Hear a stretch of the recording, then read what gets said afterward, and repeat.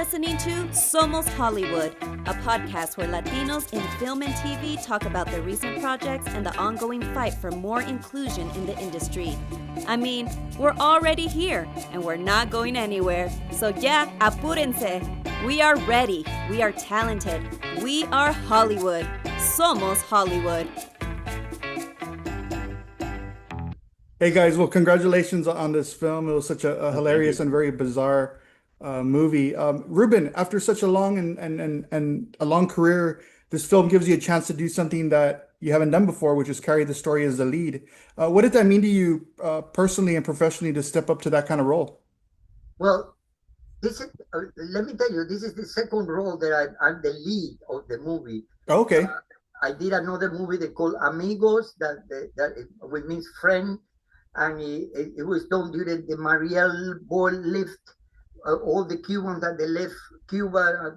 Remember that time when all the Cubans came over here? 1980.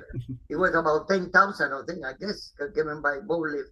And at that moment, they were doing a movie they call Scarface, and with Al Pacino. And I'll tell you, the movie was terrible because everything about drug and killing, and it was terrible. And I never see a person take so much drug and he never died. That's something that really got me upset about. But anyway, so then Ivan Acosta decided to write this movie about Amigo, with the opposite side of Scarface, a guy that came to the United States only to look for a job, and then and it was a comedy and a drama at the same time, because I love to do both of them. I like to do drama and comedy, like I did with The Old Man and the Parrot too. And what I loved about the movie that was funny, that his girlfriend left before. She came to the United States and she eat, and she was 300 pounds. And when I saw her, I said, "Goodbye, my friend. I don't want to see you anymore." But it was sad at the same time too. But it was a comedy to it. And then I explained how we left Cuba and how they treat you. With they throw eggs and they throw stones and they make your life miserable when you live in country. You live in the country. So that's what that's what Amigo about. Yeah. And now, with The Old Man and the Parrot is the same. For me, it's the same way, because he talks about the old people, the people when they start getting old, and the people start forgetting about these people, and they don't think that they're no good anymore. They cannot compete with the young people, and the young people don't know what they miss it, because they miss somebody with experience that they can tell them what they can do. You know what I mean? So yes. That is excuse me a second. I talk to Gabriel because somebody's knocking on my door. But I'll be right over.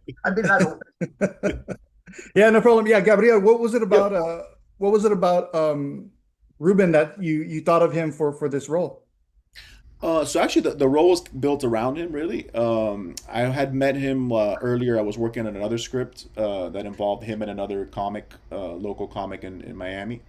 And just having met him and that and talked to him, I kind of got an idea for his tone of way he would deliver jokes and his sense of humor, but also that he had this very strong dramatic ability too as an actor. Like, he wasn't just a comedic.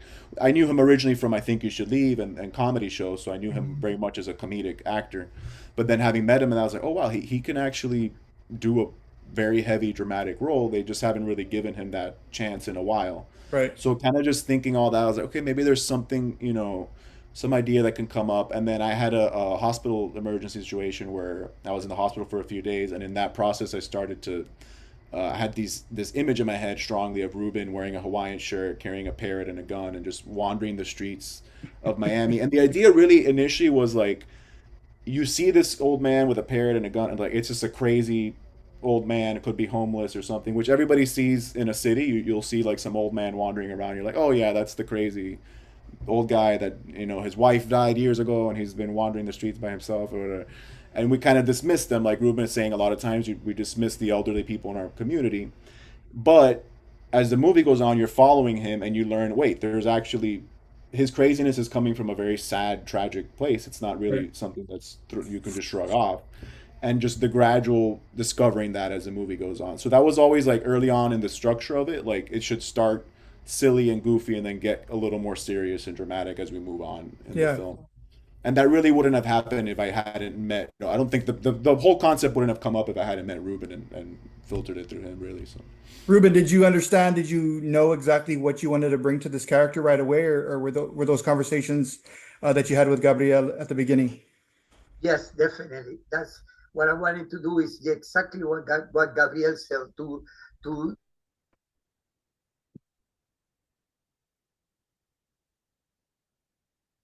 how the people start put you on the sides, like you are no longer good, you are no longer good to society, and that's terrible. And like I said, my mother, when she was about 90 years old, I was in LA and I brought her with me to LA, and she lived with me until she died. And I was taking care of her. It's a matter of fact that at the beginning, my mother said, I don't want anybody in my house. I'm the queen. I'm the one who. I said, Mom, don't worry. Nobody's going to come to my house. So what I did, I put a sign in the newspaper to looking for somebody to help me with my mother. And then I found this woman, she's a Mexican woman, Marcela, that I love her. I said, Marcela, you are my girlfriend. And you're going to come home like you are my girlfriend. So I brought her home. I said, Ma, I want you to meet this lady that I'm falling in love with her because she's very nice. She became so friendly with her that she don't want to get rid of her. And that's the way that I make my mother to have that lady take care of her. And until she died, she loved Marcela. And Marcela, I love Marcela too. I almost married her because of that. Gabriel, were there any specific films or filmmakers that inspired the tone of this? Because it's a unusual, part indie comedy, part fantasy, part love story. Was there anybody that you looked at, or did you want this to stand on its own as a Gabriel de Varona film? I mean, I like in the actual, I wouldn't say there was anyone that we were directly trying to like imitate the style of, but definitely, growing up, I've had, like any filmmaker, you have your influences that affect you, whether you're conscious of it or not. Like you're making films and you're like, oh wait, this is similar to. So I would say like the Coen brothers are a strong influence. Just the way they mix comedy and drama too, and then kind of they have a very strong kind of folk storytelling in their films, which is kind of what we were going for too, like kind of setting up this folk kind of world of Miami craziness and characters that we can kind of build more films out of, hopefully too.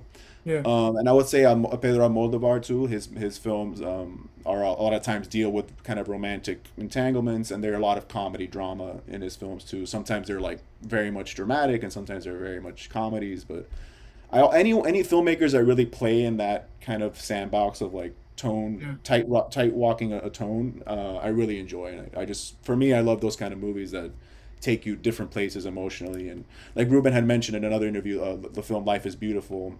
That's a great example of a movie that takes you through so many emotions, and you're laughing and you're crying. And so really anything like that was really our I guess imitation wise, we were trying to like go for something with that kind of emotional complexity, I guess. Yeah, great references. Ruben, what was your relationship like with the bird when the cameras weren't rolling? Were you still like, were you talking to it? Were you apologizing to it? What was it?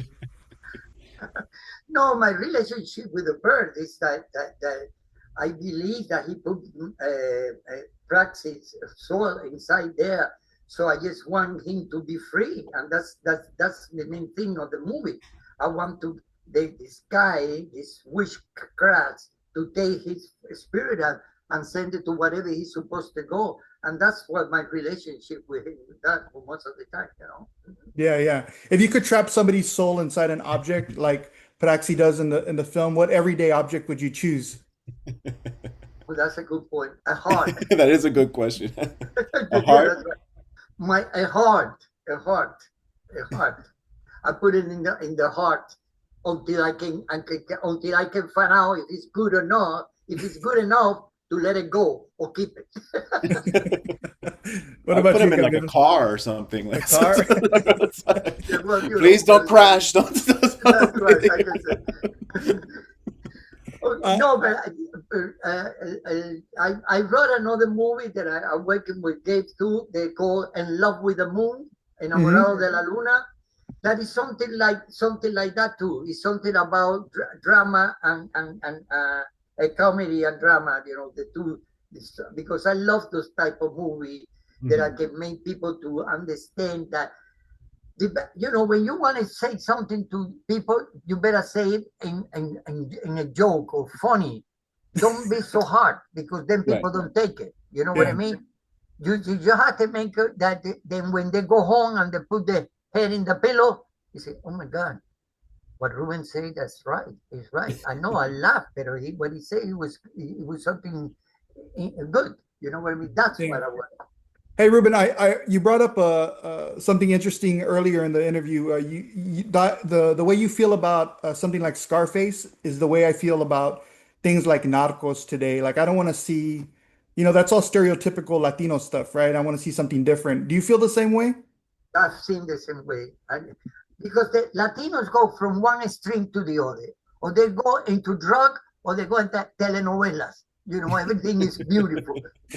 Go right in the middle. You know, do things that really people get in touch with that. You know what I mean? I mean, when you see a telenovela, you know right away who's the good one and who's the bad one. You know right away. Oh, she's the nice girl. Oh, she's the bad girl. You know what I mean? This is something that I don't understand what they do with this telenovela. You know what? They say that when the American do telenovela, they put it during the day. Yeah. It's because the women who clean the rooms I don't know if I should say this, but the woman who clean the rooms in the hotel, those are the ones that watch that. Daytime soap operas. You know what I mean? At night, the people that really go to work, that they think that you should have to give them something better, no in telenovela. That's what they say. And on the other hand, they don't understand what is a sitcom. They don't understand that. You don't see, and when you see a sitcom in the Spanish TV, oh my God, they're so stupid. There's no. You've been in some of those though, Ruben. Yeah. I know. They're gonna kill me, but it's true. They laugh with a stupid joke, not something you know, we did a show they called Corte Tropical that was very good. It takes place in the beauty parlor. We did it in Univision. We did 39 programs. And then all of a sudden, Univision say, "No, we don't want to do that anymore. We want more telenovela." Okay. And then we did another one they call Los Beltran, which is something like, how would they call it? My God, the show that it was beautiful in English show, the American show they call, it was a couple with a son. Oh my God, I forgot it. I don't know that one. Oh my God, it was very famous. Come on, Gabe, help me. No, say. I always say Gabe instead of Gabe. We'll have to look it up. Well, talking about all in the family. Okay. Oh, right. Yeah. All in the Family. It was beautiful sitcom because it talks about, you know, this couple with the daughter and the guy. She fall in love with a guy that is not. They don't think that is good for them, but it was a good guy, and that was the type of comedy that I want to do. You know, comedy that you learn from. Do you understand me? The generational kind of dynamic, but kind of talking. No, go ahead. Kind of going off what you're saying about the stereotype. That was a strong thing we were thinking throughout the making of the film. Was a strong thing. We were always trying to avoid. You know, let's not do the stereotypical Cuban character like have them wearing guayaberas and things like that, or smoking a cigar, or, you know, all the things that would be a normal trope of the Cuban thing. We were very much like, no, let's go the another direction with it and show them, you know. Well, even having a vegan Cuban is not stereotypical. Exactly, yeah. Well, speaking of not being stereotypical, I mean, that seems something that seems like Ruben wants to do is stay out of that. Were you at all surprised how popular you got with a show like I Think You Should Leave with Tim Robinson? Let's talk about that. Yeah, when that happened, let me tell you what happened. When they give me the script and I read the script, I say, my God, everything this guy say is stupid. Doesn't make sense. How can I make this to make people to understand that? So, the only thing that came into my mind is that I want the people to fire me. So then everything I say is wrong, so they fire me, and then what makes it funny that everybody love me.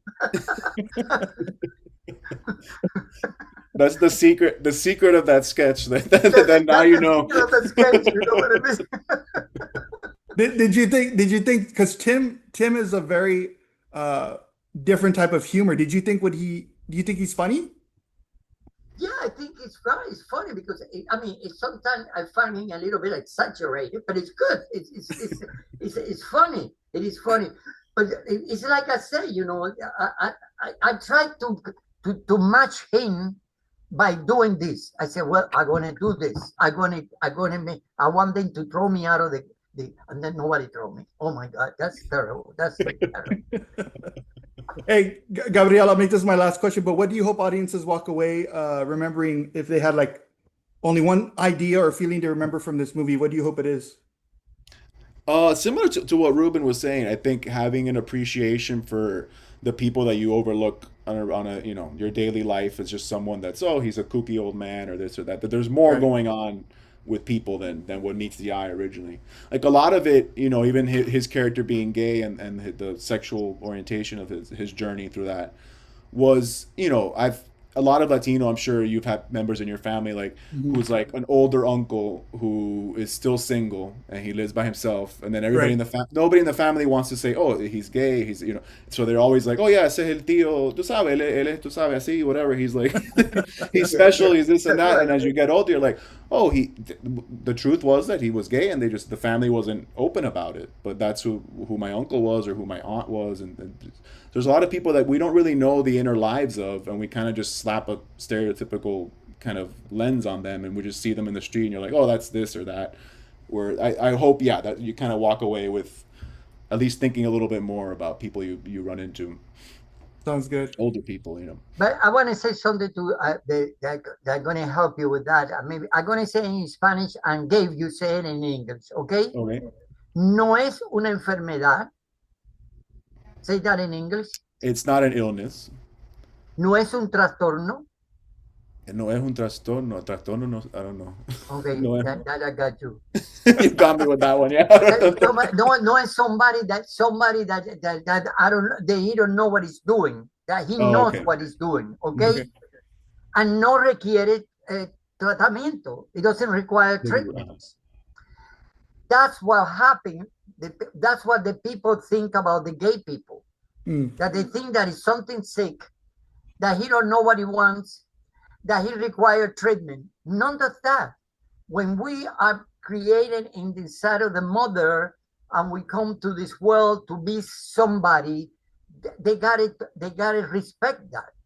And we have to respect the space of the other human being. And that's what happened with the old people that they gay. Sometimes they don't want to talk about because they want to respect their space and say, okay, if that's in the way you think, you don't want to do, I don't want to tell you anything. My movie, In Love with the Moon, is about that. He don't want to hurt his mother because she was a beautiful woman and a great The mother. next script that But she you're don't. working on. Yeah, Right. that's right. But she don't believe in that, and so he respect her until she died. That's what about the movie that I wrote down. It's something Definitely. like that. Hey, Ruben, Gabriel, thank you so much for taking the time. Thank I really you. appreciate it, and congratulations on the film. And we can't wait to let more people know about it. Thank you, man. Thank you for interviewing us. All right. Appreciate it. Have a Thank good you, rest of your man. day. Gracias. Bye-bye. Thank you.